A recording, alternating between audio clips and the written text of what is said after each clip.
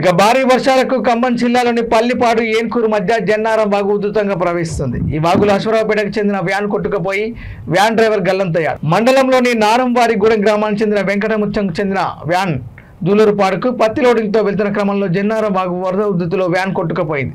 Driver Murali van కొట్టుకుపోకుండా కొద్దిసేపు నియంత్రించిన ఆ తర్వాత వరద ఉధృతి తీవ్రంగా పెరగడంతో వ్యాన్ కొట్టుకుపోయింది. దీంతో నీటిలో పడిన డ్రైవర్ మురళి వరద నీటిలో గల్లంతయ్యాడు. మురళి కోసం గ్రామస్తులు పోలీసులు గాలిస్తున్నారు. ఇంకా వస్తుంది పెరుగుతుంది తప్పించట్లేదన్నా.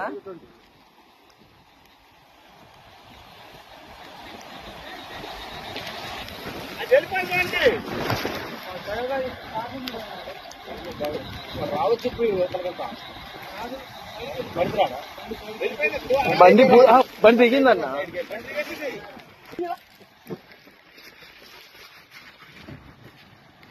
అన్నా బండా బండా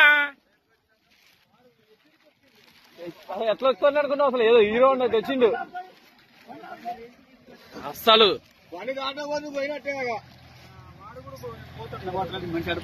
అవసరం చూడు బండి చూడు ఎంత రేజో.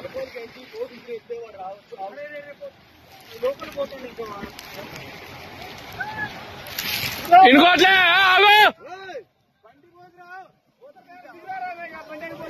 నీ బండి ఎక్కడ పోదు ఆగు.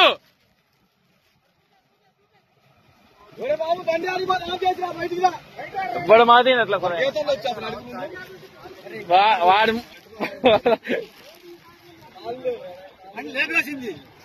బాబాయ్ ఆగు ఆగన్నా కూడా అసలు అవుతుందా రావట్లే అసలు.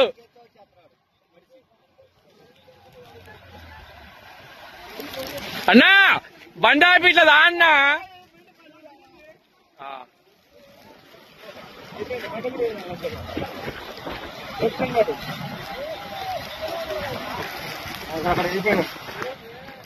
క్లోజ్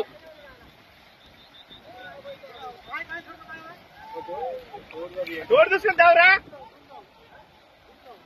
అయిపోయాడు.